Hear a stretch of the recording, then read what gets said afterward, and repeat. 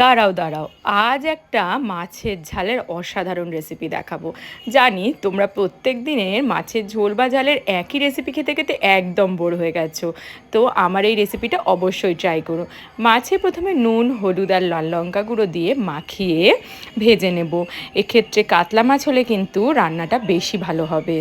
আর সাথে একটা মশলা বানিয়ে নেব, জিরে, সর্ষে, সাদা সর্ষে, কালো সর্ষে, রসুন আর পেঁয়াজ, আর তার সাথে 3-4টে কাঁচা লঙ্কা, মানে যে যেরকম ঝাল খাবে।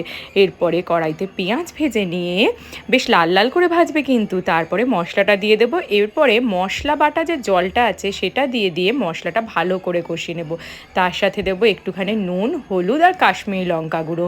এরপরে একটু অ্যাড করব টক দই, ওই 2 চামচ মতো। তারপরে মশলা থেকে তেল বেরিয়ে এলে মাছগুলো দিয়ে একটু জল দিয়ে ফুটিয়ে নিয়ে ওপর থেকে ধনেপাতা ছড়িয়ে নামিয়ে নিলেই রেডি। অবশ্যই মাছের এই ঝালটা বাড়িতে ট্রাই করে আমাকে জানিও তোমাদের কেমন লাগলো।